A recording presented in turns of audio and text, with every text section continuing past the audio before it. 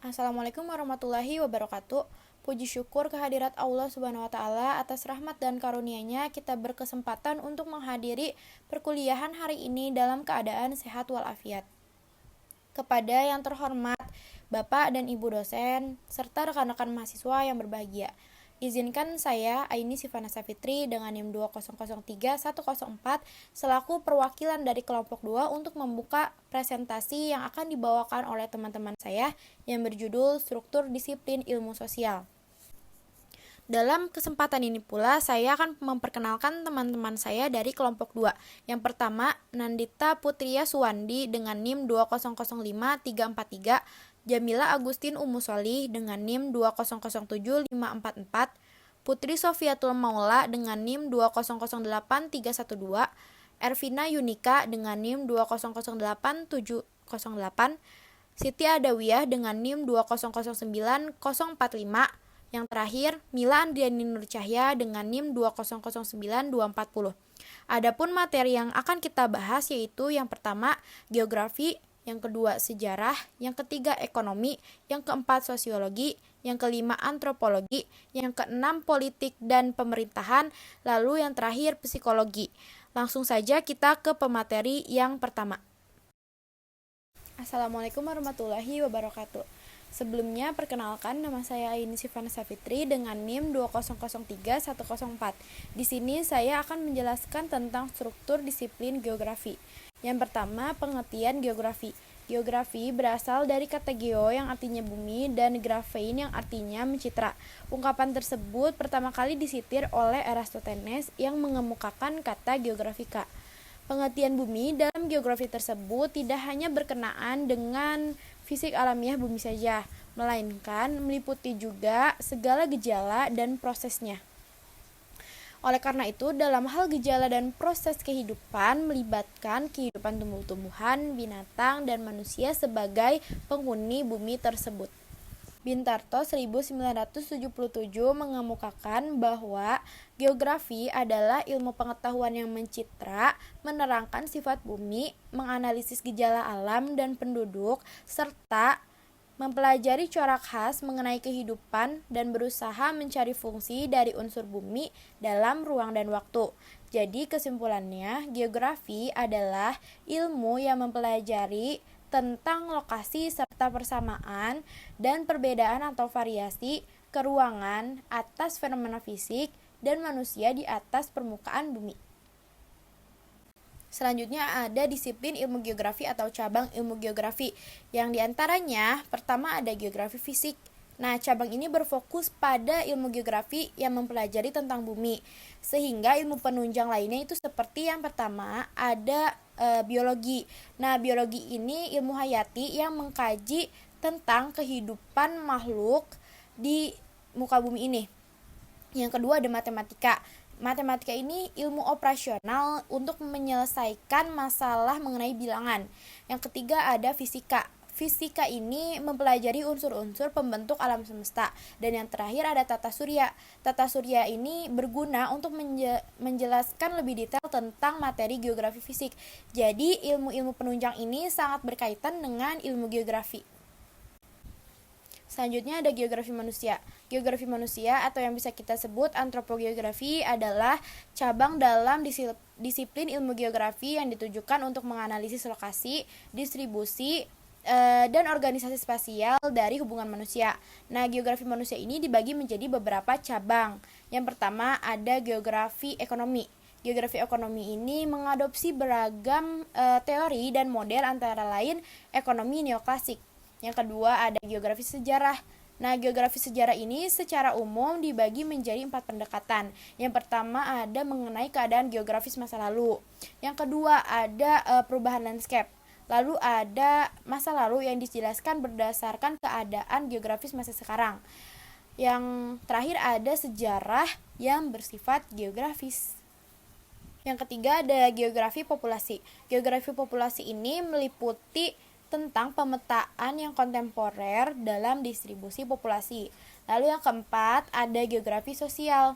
Subdisiplin geografi satu ini mempelajari tentang subjek yang berkaitan dengan ilmu sosial dengan ilmu alamiah mulai dari tektonik sampai psikoanalisis. Dan yang terakhir ada sistem informasi geografi atau SIG, yang merupakan sistem komputer yang berfungsi untuk mengumpulkan, menambah, memanipulasi, menyimpan, menganalisis, serta menampilkan seluruh bentuk informasi terkait dengan permasalahan geografi. Nah, cabang geografi yang selanjutnya ada geografi regional. Geografi regional ini merupakan bagian ilmu geografi yang berfokus pada kajian kewilayahan dengan keadaan yang dinamis dan menyangkut dimensi tempat, ruang, dan waktu, baik keadaan lingkungan alami maupun kehidupan manusianya. Nah, geografi regional ini juga merupakan ilmu yang memadukan tentang geografi fisik dan geografi sosial dan budaya. Cabang ilmu geografi yang terakhir ada geografi teknik. Nah, geografi teknik ini mempelajari tentang cara-cara memvisualisasikan serta menganalisis data serta informasi yang didapat mengenai keadaan geografis. Nah, informasi yang didapat ini divisualisasikan dalam bentuk diagram, peta, foto udara, bahkan citra hasil penginderaan jauh. Yang terakhir ada struktur disiplin geografi. Untuk memahami isi pembelajaran diperlukan struktur disiplin geografi. Kenapa? Karena di setiap disiplin ilmu itu memiliki struktur yang unik dan berbeda. Masing-masing struktur disiplin ilmu ini terdiri atas model inquiry yang meliputi pertanyaan dan metode penelitian, serta ada pula struktur ilmu pengetahuan yang meliputi konsep dan generalisasi. Yang pertama akan kita bahas adalah model inquiry. Model inquiry ini dibagi menjadi dua bagian. Ada pertanyaan yang diajukan dan ada metode penelitian untuk memperoleh jawaban. Nah, contoh pertanyaan yang diajukan yang pertama itu adalah mengapa manusia hidup di tempat itu? Contoh pertanyaan kedua ada sejauh mana manusia membagi dunia? Untuk memperoleh jawaban dari pertanyaan yang diajukan tadi, kita perlu melakukan metode penelitian berupa survei, terus yang kedua kerja lapangan atau mengamati keadaan alam, lalu pemetaan yaitu membuat bagan, lalu tabel dan grafik, deskripsi wilayah, analisis data hasil sensus, studi kasus, pengukuran alam yaitu pengukuran psikal, temperatur, tinggi rendah permukaan bumi dan sebagainya, lalu foto udara. Nah, selanjutnya ada struktur ilmu pengetahuan. Struktur ilmu pengetahuan ini pula dibagi menjadi dua. Ada konsep-konsep geografi dan generalisasi. Konsep-konsep geografi yang pertama itu dibagi menjadi beberapa konsep. Ada bentuk tanah, lalu sumber-sumber alam, peta, sumber-sumber air, arah, wilayah waktu, iklim. Yang terakhir ada generalisasi. Generalisasi adalah proses penalaran yang membentuk kesimpulan secara umum melalui suatu kejadian, hal, dan sebagainya. Nah, contoh generalisasi dalam geografi yang pertama ada karena kemajuan pembangunan ekonomi, manusia terus-menerus mengubah permukaan bumi, yaitu dengan membuka lahan, membangun bendungan, mengotori udara dan air, dan sebagainya. Contoh yang kedua ada manusia menggunakan sumber-sumber alam yang ditemukan di sekitar lingkungan fisiknya untuk memenuhi kebutuhan dasar berupa makanan, pakaian, dan perumahan. Nah, itu dia materi yang bisa saya sampaikan. Kurang lebihnya mohon maaf. Materi selanjutnya akan disampaikan oleh teman saya. Terima kasih. Wassalamualaikum warahmatullahi wabarakatuh. Bismillahirrahmanirrahim. Assalamualaikum warahmatullahi wabarakatuh. Perkenalkan, nama saya Nandita Pertiwi Suwandi dengan NIM 2005343. Di sini saya akan menjelaskan mengenai sejarah. Sejarah berasal dari bahasa Arab yaitu sajarotun yang artinya pohon. Sedangkan secara umum sejarah merupakan rangkaian peristiwa dari masa lampau yang disusun berdasarkan peninggalan berbagai peristiwa. Sejarah memiliki dua objek studi, yaitu material dan formal. Nah, objek material sejarah yaitu segala hal atau segala informasi yang berkaitan dengan masa lampau, sedangkan objek formal sejarah merupakan aktivitas manusia yang terjadi pada masa lampau.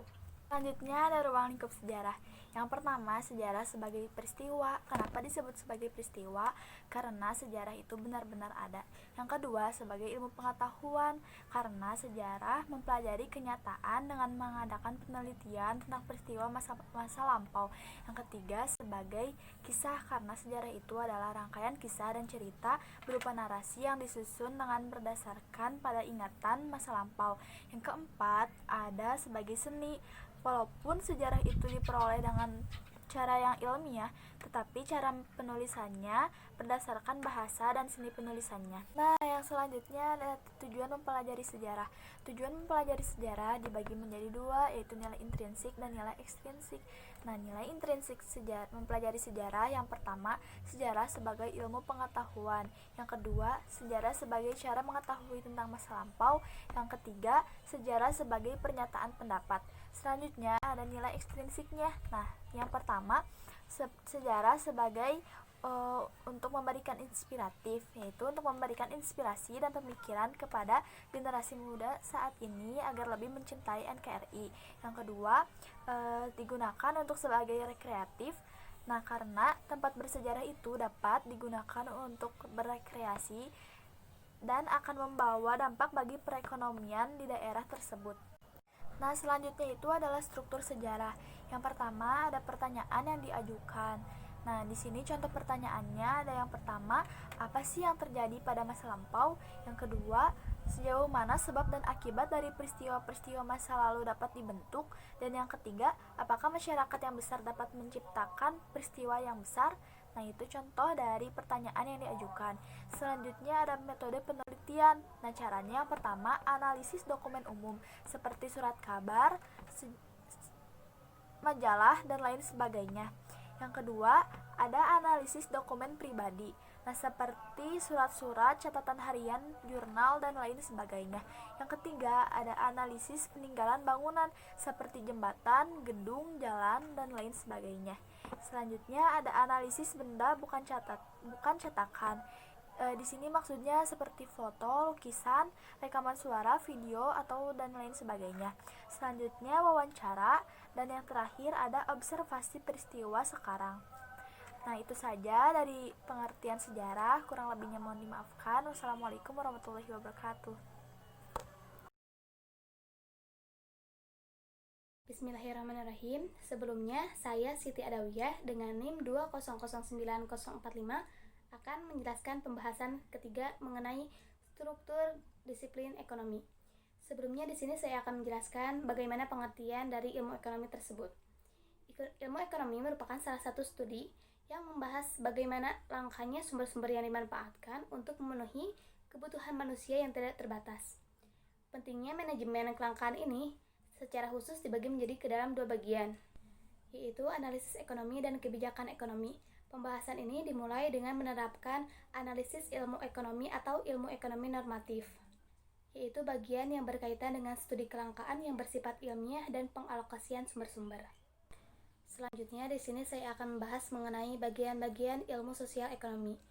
Ilmu sosial ekonomi terbagi menjadi dua bagian. Yang pertama, ahli ekonomi mikro, dan yang kedua adalah ahli ekonomi makro. Ahli ekonomi mikro yaitu mengkaji tentang perilaku-perilaku individu, persoalan rumah tangga, perusahaan, dan pasar.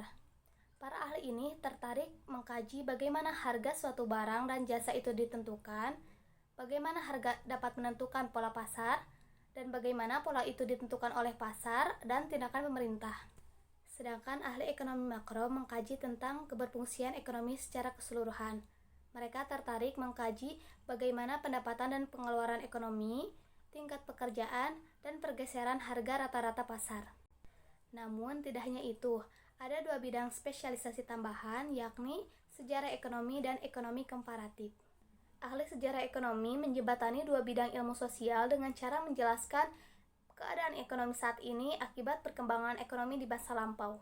Sedangkan ahli ilmu ekonomi komparatif yaitu membandingkan atau mempertentangkan sistem ekonomi yang berbeda dari suatu kebudayaan atau bangsa yang berbeda. Selanjutnya, dalam disiplin ekonomi terdapat beberapa struktur. Yang pertama ada pertanyaan yang sering diajukan, yakni bagaimana cara pengalokasian sumber daya yang terbatas sedangkan kebutuhan manusia yang tidak terbatas. Yang kedua, bagaimana para konsumen menentukan apa dan berapa banyak yang harus mereka konsumsi. Yang ketiga, bagaimana barang dan jasa yang diproduksi untuk didistribusikan kepada para konsumen yang memerlukan. Dan yang keempat, bagaimana cara meningkatkan produktivitas, dan masih banyak lagi pertanyaan yang sering diajukan. Struktur yang kedua yaitu mengenai metode penelitian. Dalam ilmu ekonomi, metode penelitian yang biasa digunakan bisa melalui analisis data baik secara statistik atau matematik dari pemerintah maupun dokumen lain, atau juga bisa melakukan studi kasus, atau juga bisa melihat perbandingan antar negara dan indeks harga-harganya. Selanjutnya, struktur yang ketiga yaitu mengenai konsep-konsep ekonomi. Di dalam ilmu ekonomi terdapat banyak sekali konsep-konsepnya. Salah satunya adalah kelangkaan, yaitu di mana alat pemenuh kebutuhan terbatas, sedangkan kebutuhan manusia yang tidak terbatas. Dan masih banyak lagi mengenai konsep-konsep ekonomi seperti konsumen, produsen, ataupun jumlah permintaan, penawaran, dan lain-lain. Selanjutnya, struktur yang keempat mengenai generalisasi. Poin-poinnya yaitu peningkatan teknologi dapat meningkatkan suatu produktivitas dan perubahan dalam jenis barang. Poin yang kedua yaitu mengenai alat tukar atau uang dibutuhkan dalam sistem ekonomi berdasarkan spesialisasi dan perubahan. Poin yang ketiga yaitu harga suatu barang atau jasa dapat mempengaruhi seorang penjual untuk memproduksi dan seorang pembeli untuk mengonsumsi. Poin yang keempat yaitu produsen membawakan sistem-sistem produksi untuk menghasilkan suatu barang dan jasa. Terakhir di sini saya akan menjelaskan mengenai manfaat-manfaat mempelajari ilmu ekonomi. Yang pertama adalah membantu cara berpikir yang tepat dalam mengambil keputusan. Pikiran adalah harta yang sangat berharga dalam diri manusia. Manusia dengan pikirannya mampu menganalisis, melakukan penilaian terhadap benar dan salah, serta baik dan buruk, untuk kemudian menentukan pilihan terhadapnya. Kemampuan ini pula yang menjadikan manusia dapat mempertahankan keberadaannya untuk ada pada puncak ekosistem di bumi ini. Manfaat yang kedua adalah membantu memahami masyarakat. Manusia tidak bisa hidup tanpa orang lain, karena manusia adalah makhluk sosial. Berinteraksi adalah hal yang tidak bisa kita hentikan. Sedangkan menurut ilmu ekonomi, interaksi manusia dapat terjadi lewat pertukaran atau yang disebut dengan pasar. Manfaat yang ketiga adalah membantu pemahaman terhadap masalah-masalah global. Pada setiap tingkat hidup selalu ada kelangkaan yang terjadi dan harus dihadapi, mulai dari individu, keluarga, masyarakat desa, kota, negara, bahkan dunia. Pada tingkat internasional juga, jarang sekali terjadi interaksi ekonomi antar individu yang secara langsung demi kepentingan pribadi. Individu yang berasi lebih sering mewakili kepentingan-kepentingan kelompoknya atau negara maupun perusahaan. Apa yang dilakukan oleh mereka, walaupun terlihat baik bagi kelompok atau negara lain, namun sebenarnya lebih kepada pertimbangan kepentingan kelompok atau negara mereka sendiri. Mungkin cukup sekian materi yang dapat saya sampaikan. Untuk materi selanjutnya akan disampaikan oleh teman saya. Assalamualaikum warahmatullahi wabarakatuh.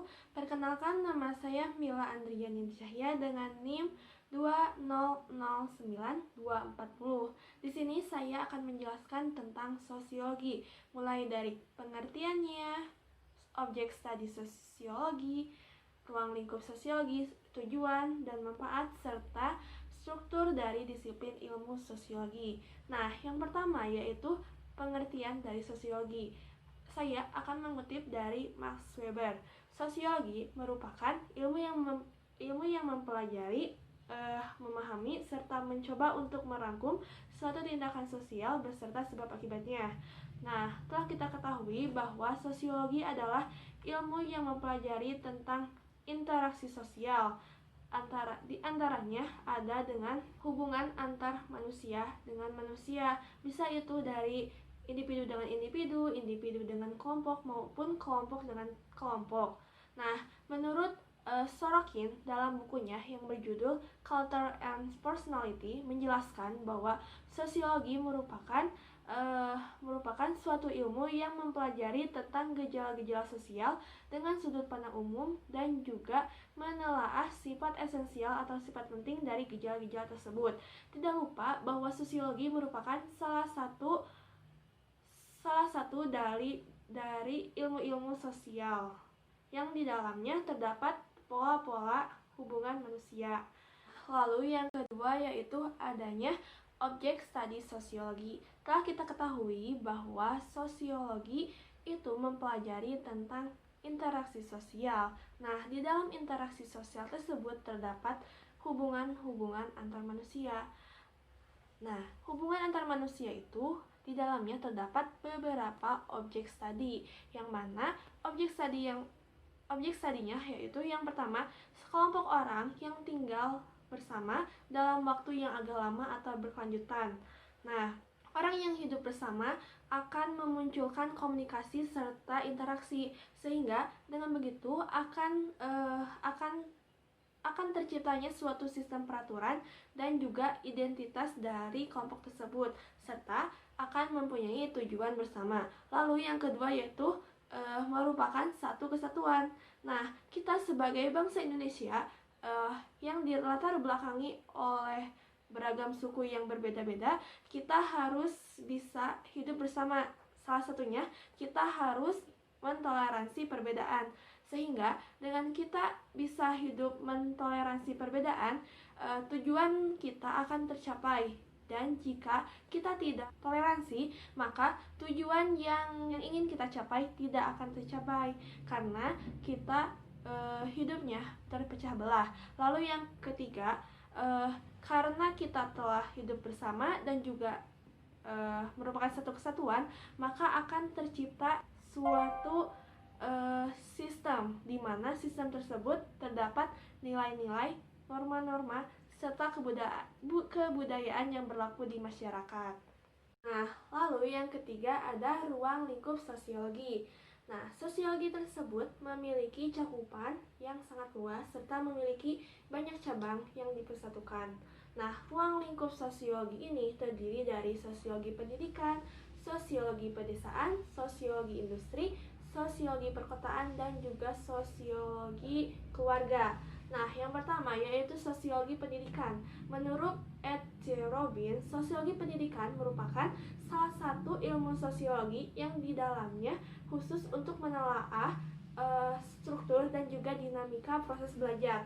Lalu yang kedua yaitu sosiologi pedesaan. Sosiologi pedesaan ini merupakan disiplin ilmu sosiologi yang mempelajari tentang kehidupan masyarakat di pedesaan. Lalu yang ketiga yaitu sosiologi industri. Sosiologi industri ini merupakan cabang dari disiplin ilmu sosial yang di dalamnya mengkaji karakter serta arti dunia kerja dan juga bagaimana manusia bisa berkaitan atau terlibat dalam kegiatan industri tersebut.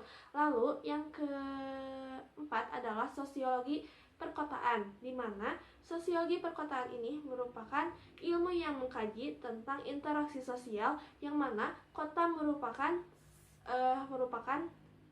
suatu sistem yang saling berkaitan dan juga akan memberikan pengaruh kepada manusia tersebut. Lalu yang kelima adalah sosiologi keluarga. Nah, sosiologi keluarga ini merupakan salah satu ilmu kemasyarakatan dengan mempelajari bagaimana pembentukan keluarga, hubungan timbal balik, serta aneka ragam gejala sosial yang berkaitan dengan hubungan manusia di dalam keluarga. Lalu yang keempat adalah tujuan dan manfaat dari mempelajari sosiologi. Tujuan dari mempelajari sosiologi yang pertama adalah agar dapat memperoleh pengetahuan yang mendalam tentang masyarakat. Lalu yang kedua yaitu untuk dapat meningkatkan pemahaman mengenai ciri-ciri dan sifat-sifat dari masyarakat. Lalu yang ketiga yaitu untuk meningkatkan daya adaptasi diri dengan lingkungan hidupnya, terutama lingkungan sosial dan budaya. Nah, lalu yang selanjutnya adalah manfaat dari sosiologi. Yang pertama yaitu dapat digunakan sebagai alat serta sarana agar dapat memahami masyarakat. Nah, dengan mempelajari sosiologi tentunya kita akan dapat mengetahui bagaimana interaksi masyarakat. Dengan begitu, kita akan memahami masyarakat karena telah dibekali tentang ilmu hubungan masyarakat. Lalu yang kedua adalah agar dapat memahami struktur masyarakat, pola-pola masyarakat dan juga memahami pembagian kelas sosial. Lalu yang ketiga adalah dengan kita telah mengetahui kondisi masyarakat, tentunya akan dapat digunakan untuk bahan acuan untuk membuat suatu keputusan atau kesimpulan.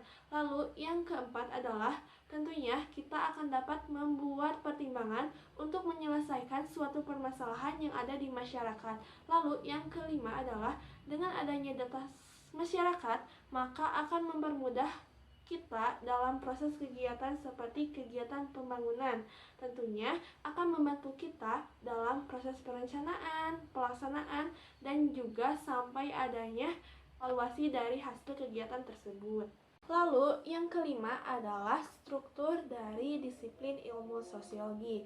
Nah, dalam struktur disiplin ilmu-ilmu sosial itu atau sosiologi juga terdiri dari dua bagian. Yang pertama adalah model inquiry dan yang kedua adalah struktur dari ilmu pengetahuan. Yang pertama yaitu struktur inquiry. Nah, struktur inquiry ini adalah suatu aktivitas yang menekankan siswa untuk mencari dan juga menemukan. Nah, maksud mencari dan menemukan di sini adalah mencari yaitu untuk mencari bahan yang akan diteliti dan menemukan adalah untuk menemukan hasil dari penelitian tersebut.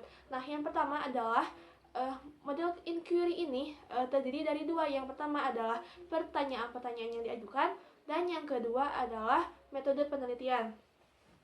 Nah, pertanyaan-pertanyaan yang diajukan dalam sosiologi itu terdapat beberapa macam. Yang pertama bisa seperti ini. Bagaimana kelompok masyarakat dapat mensosialisasikan anggota muda atau anggota baru di dalam masyarakat itu, dan juga bagaimana sebuah kelompok dapat mengambil keputusan di masyarakat atau memutuskan suatu kesimpulan. Lalu bisa juga seperti ini, bagaimana kelompok tersebut dapat memecahkan suatu permasalahan yang terdapat di masyarakat, dan juga bisa mengapa perubahan dalam institusi atau dalam masyarakat itu dapat terjadi. Nah, untuk mencari atau menemukan jawabannya, kita membutuhkan metode penelitian. Nah, metode penelitiannya itu bisa seperti wawancara. Apa sih wawancara itu? Wawancara itu adalah teknik untuk mengumpulkan data jika peneliti ingin mengetahui hal-hal yang akan disampaikan oleh responden. Respondennya itu bisa banyak atau juga bisa sedikit. Lalu yang kedua itu bisa menggunakan cara pertanyaan-pertanyaan. Nah, pertanyaan-pertanyaan ini sering juga disebut dengan kuesioner, di mana teknik pengumpulan datanya itu dilakukan dengan memberi beberapa pertanyaan kepada responden, bisa itu pertanyaan tertulis maupun pertanyaan langsung. Lalu yang ketiga adalah observasi partisipasi, di mana observasi partisipasi ini sering juga disebut dengan peneliti itu ikut dalam keseharian informan.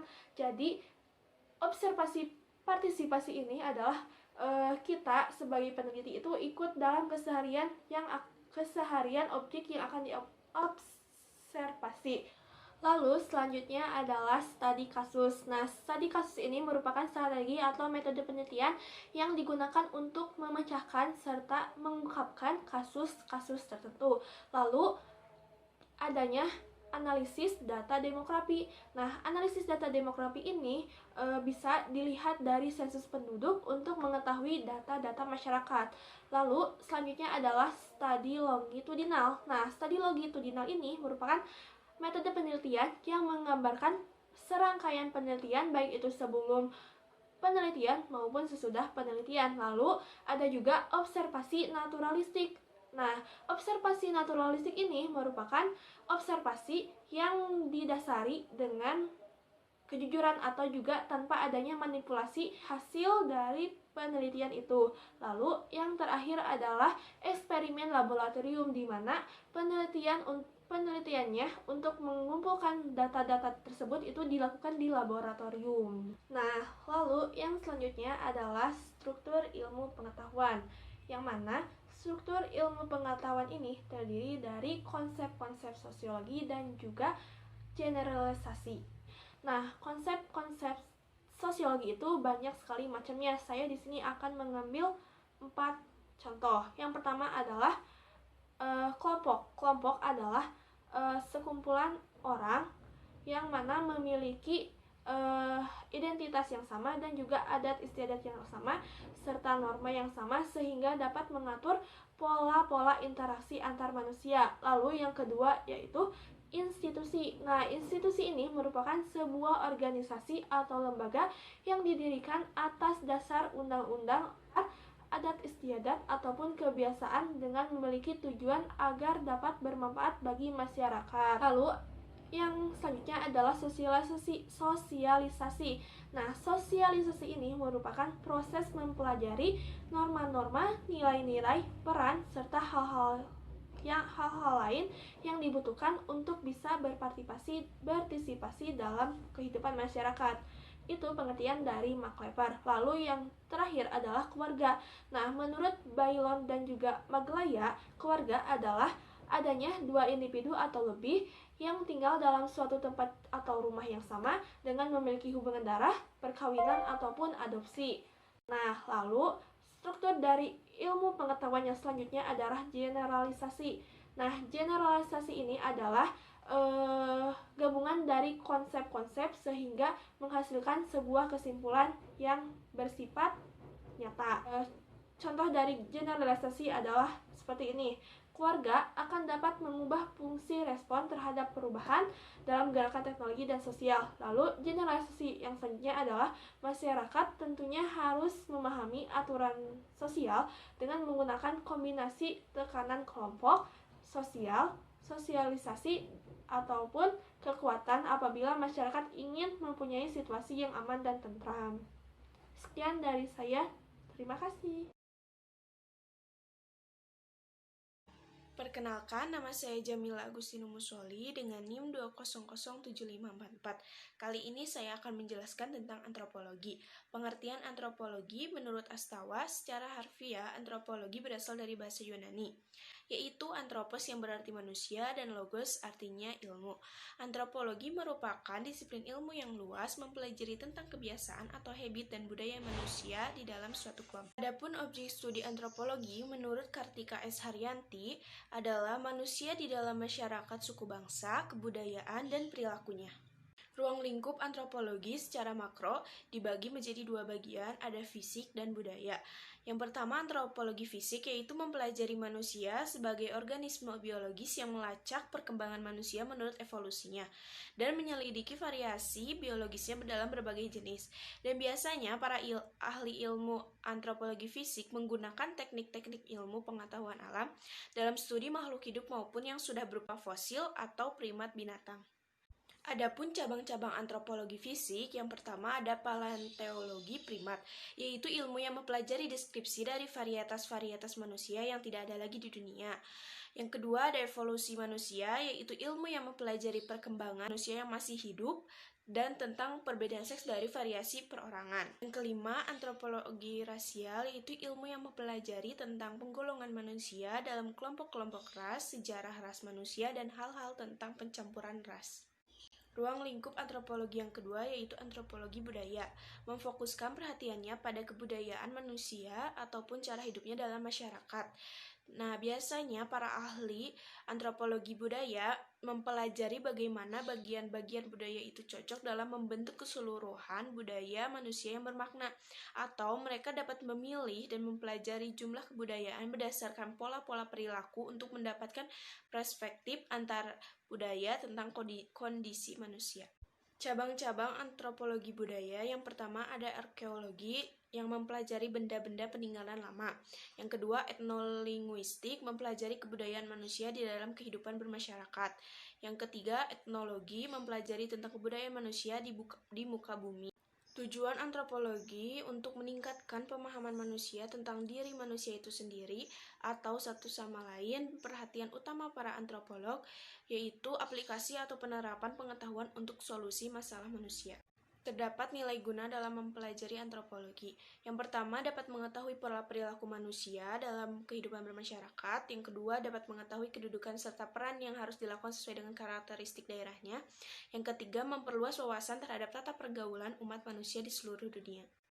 Struktur disiplin antropologi terbagi menjadi dua, ada model inquiry dan struktur pengetahuan. Di dalam model inquiry, yaitu kegiatan pembelajaran yang menekankan proses berpikir secara kritis dan analitis untuk mencari dan menemukan sendiri jawaban dari suatu masalah yang dipertanyakan. Yang pertama ada pertanyaan, contohnya, apakah hakikat kebudayaan itu? Yang kedua, bagaimana bagian-bagian kebudayaan itu membentuk keseluruhan yang fungsional? Yang ketiga, bagaimana kebudayaan itu mempengaruhi kepribadian anggota masyarakat secara individual? Dan masih banyak lainnya. Contoh dari metode penelitian, yang pertama ada observasi, yang kedua wawancara, yang ketiga deskripsi aspek-aspek fisik tentang budaya, yang keempat analisis dokumen-dokumen tertulis, dan yang kelima perbandingan antar budaya dengan menggunakan etnografi yang diteliti oleh bermacam-macam ahli antropologi.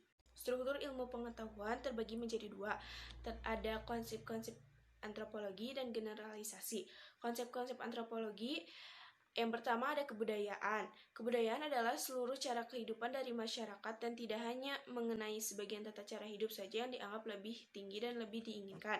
Yang kedua ada akulturasi, yaitu proses masuknya pengaruh kebudayaan asing dalam suatu masyarakat yang sebagian menyerap secara selektif sedikit atau banyak unsur kebudayaan asing itu dan sebagian berusaha untuk menolak pengaruh itu. Yang ketiga, tradisi, yaitu kebiasaan-kebiasaan yang terpolakan secara budaya di masyarakat. Kebiasaan ini dikonsepkan secara terus turun-temurun, sukar untuk terlepas dari masyarakat. Generalisasi yang pertama, dengan kebudayaan, anggota masyarakat dapat berinteraksi dengan sesamanya dan dengan lingkungan fisik untuk memperoleh kebutuhan dasar hidup. Yang kedua, setiap kebudayaan terbentuk dari rangkaian ciri-ciri kebudayaan yang saling berkaitan. Yang ketiga, apabila manusia tidak memiliki kecakapan untuk mengembangkan bahasa yang kompleks, maka manusia tidak dapat mengembangkan kebudayaan. Yang keempat, apabila kondisi berubah dengan cepat, maka kebudayaan dapat menyesuaikan diri dengan perubahan. Yang kelima, apabila masyarakat menggunakan pembagian kerja, maka kebiasaan pembagian kerja itu menurut jenis kelamin. Terima kasih. Halo, Assalamualaikum warahmatullahi wabarakatuh. Perkenalkan, nama saya Putri Sofiatul Maula. Saya dari kelompok 2. Di sini saya akan menjelaskan mengenai ilmu politik dan pemerintahan dari struktur ilmu pengetahuan sosial.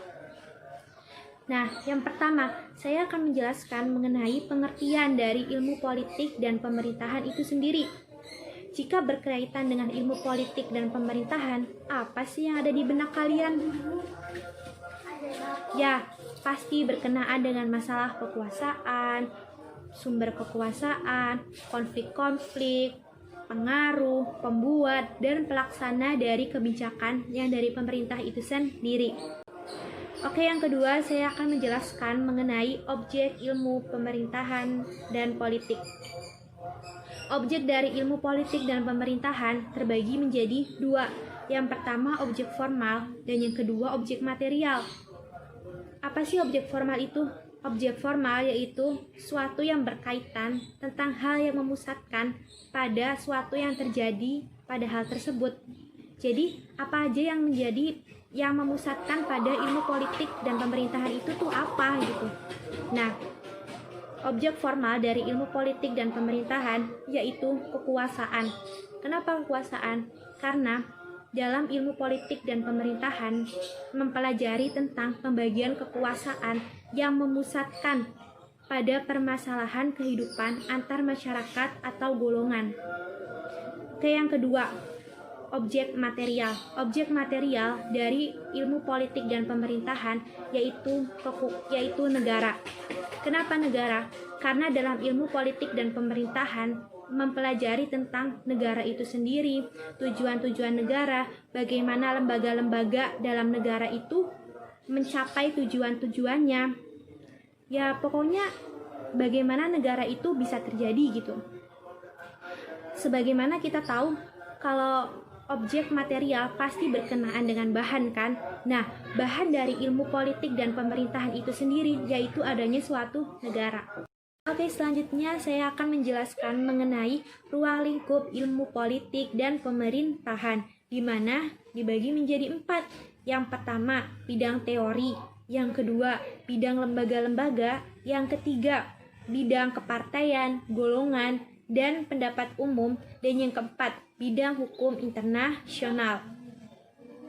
Ya, kita akan membahas satu persatu ya. Yang pertama, bidang teori. Bidang teori ini terbagi menjadi 2. Yang pertama, teori politik, dan yang kedua, sejarah perkembangan ide-ide politik itu sendiri.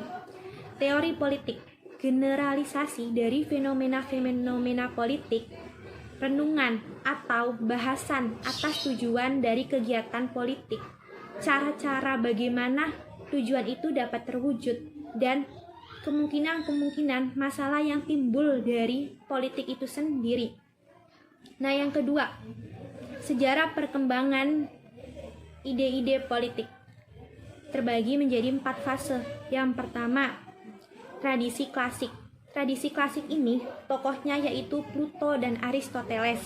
Nah, yang kedua, tradisi abad pertengahan. Tokohnya yaitu Santo Augustimus. Nah, yang ketiga, tradisi pencerahan. Tokohnya yaitu Niccolo Machiavelli.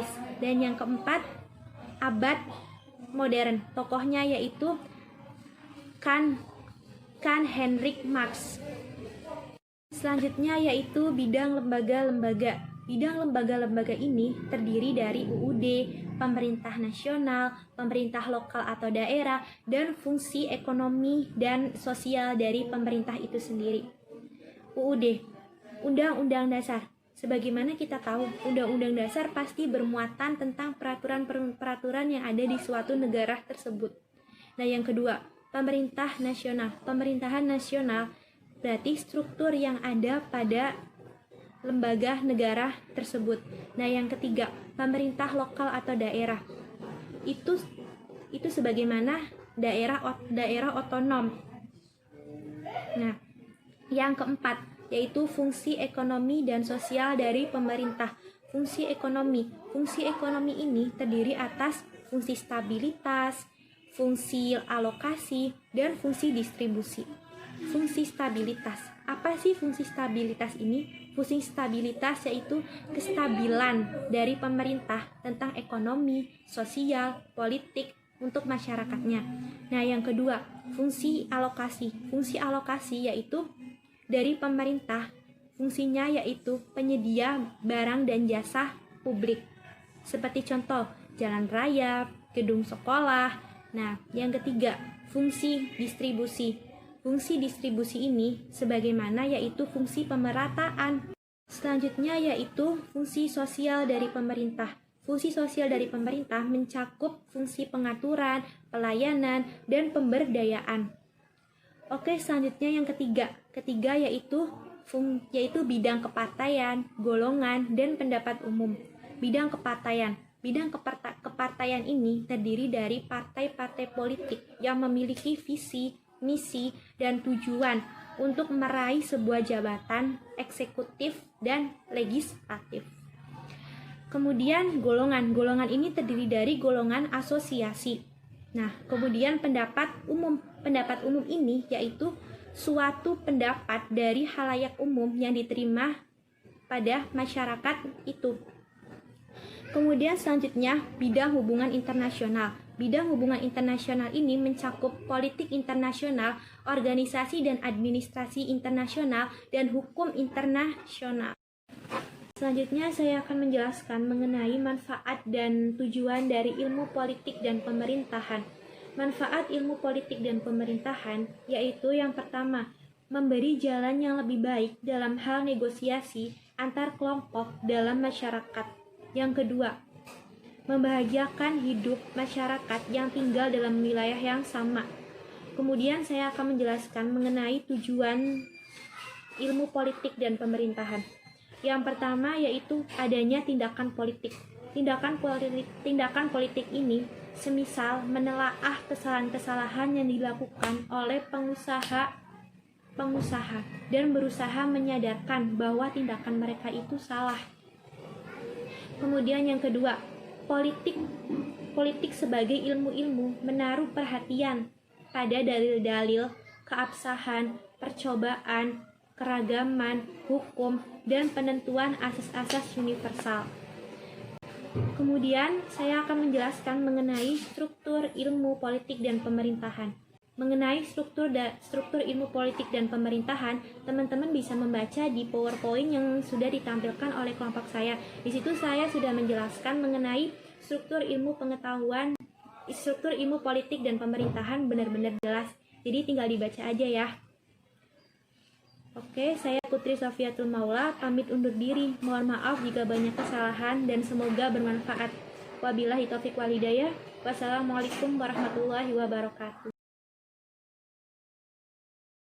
Assalamualaikum warahmatullahi wabarakatuh. Perkenalkan, nama saya Ervinda Yunika dengan NIM 2008708. Saya di sini ingin menjelaskan tentang struktur disiplin ilmu psikologi sosial. Apa itu psikologi sosial? Psikologi sosial secara singkatnya yaitu suatu kajian tentang sifat, fungsi, fenomena, perilaku sosial, dan pengalaman mental dari individu dalam bentuk konteks sosial. Lalu selanjutnya itu ada tokoh-tokoh psikologi sosial. Yang pertama ada Wilhelm Wundt dari tahun 1832 sampai 1920. Beliau merupakan bapak psikologi modern. Yang kedua yaitu ada Ivan Pavlov dari tahun 1849 sampai tahun 1936. Lalu yang ketiga itu ada Emil Kraepelin yaitu dari tahun 1856 sampai tahun 1926. Lalu selanjutnya itu ada objek studi psikologi sosial, di mana di sini itu dibagi menjadi dua, yaitu ada objek material, lalu ada objek formal. Yang pertama itu objek material. Objek material yaitu fakta-fakta dan kejadian-kejadian penghidupan sosial manusia di dalam masyarakat, atau dengan kata lain disebut juga dengan gejala-gejala sosial. Yang kedua itu ada objek formal, yaitu perilaku atau tingkah laku individu yang dipengaruhi atau ditimbulkan oleh situasi-situasi sosial. Hal ini sangat berkaitan sekali dengan bagaimana kita mengamati orang lain, bagaimana kita bereaksi terhadap orang lain, dan secara umum bagaimana kita dipengaruhi oleh situasi sosial. Selanjutnya yaitu tentang ruang lingkup psikologi sosial. Yang pertama itu ada studi tentang pengaruh sosial terhadap individu. Misalnya atau contohnya itu studi tentang prestasi, motivasi, proses belajar, ataupun sifat. Lalu yang kedua itu studi tentang proses-proses individual bersama. Contohnya itu seperti bahasa atau sikap-sikap sosial. Ketiga itu studi tentang interaksi kelompok. Contohnya itu atau misalnya seperti kerjasama, komunikasi, kepemimpinan, otoriter, maupun persaingan. Tujuan psikologi sosial dijabarkan sama seperti struktur disiplin ilmu lainnya. Tujuan kurikuler psikologi sosial ini yang perlu dicapai yaitu ada 5 tujuan. Yang pertama, situasi sosial tidak semuanya baik sehingga para peserta didik perlu mendapatkan pengetahuan tentang psikologi sosial agar tidak terpengaruh oleh situasi sosial yang tidak baik tersebut. Tujuan yang kedua yaitu para peserta didik dibekali pengetahuan untuk mengidentifikasi, menganalisis, dan menyusun alternatif pemecahan masalah sosial secara sistematis dan menanamkan proses kejiwaan yang berkaitan dengan kehidupan bersama yang saling mempengaruhi. Yang ketiga itu para peserta didik dibekali dengan kemampuan untuk berkomunikasi yang baik dengan sesama individu dalam masyarakat, sehingga memudahkan dalam melakukan pendekatan untuk mewujudkan perubahan pada tujuan dengan sebaik-baiknya. Dan tujuan yang terakhir yaitu para peserta didik dibekali dengan kemampuan perkembangan pengetahuan dan keilmuan psikologi sosial dalam perkembangan kehidupan, masyarakat, lingkungan, teknologi, dan keilmuan. Lalu selanjutnya itu ada struktur psikologi sosial, yang dimana di sini dibagi menjadi dua, yaitu yang pertama ada model inquiry dan yang kedua itu ada struktur ilmu pengetahuan.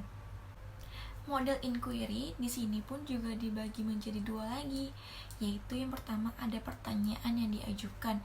Contohnya seperti apakah yang membuat setiap orang itu berbeda dan atau bagaimana belajar itu terjadi. Setelah pertanyaan diajukan, yang kedua itu ada metode penelitian. Yang langkah-langkahnya yang pertama itu ada observasi naturalistik, yang kedua itu ada eksperimen laboratorium, yang ketiga itu ada wawancara, keempat itu ada pertanyaan tertulis, kelima studi kasus, keenam studi longitudinal, ketujuh ada observasi partisipasi, kedelapan ada pengukuran dengan menggunakan instrumen-instrumen, dan yang terakhir itu ada perbandingan antar budaya. Dan yang terakhir tentang struktur ilmu pengetahuan, ini dibagi menjadi dua, yaitu ada konsep-konsep psikologi sosial yang terdiri dari motivasi, konsep diri, sifat, maupun prestasi.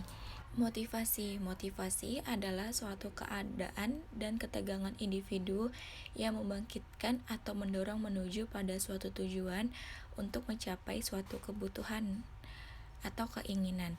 Konsep diri merupakan penilaian tentang dirinya oleh orang lain yang menyangkut aspek, persepsi, dan kesikapan. Yang ketiga, sikap pun menunjukkan penilaian kita apakah itu bersifat positif ataupun negatif terhadap individu, kelompok, dan lembaga. Dan yang terakhir yaitu prestasi. Prestasi merupakan pencapaian atau hasil yang telah dicapai yang memerlukan suatu kecakapan atau keahlian dalam tugas-tugas akademis maupun non-akademis. Yang kedua itu tentang generalisasi. Generalisasi adalah suatu proses penalaran dalam bentuk kesimpulan secara umum dalam suatu kajian. Dan contoh generalisasi yaitu semua pemecahan masalah itu berdasarkan pada tingkat kemampuan belajar dan ingatan masa lalu.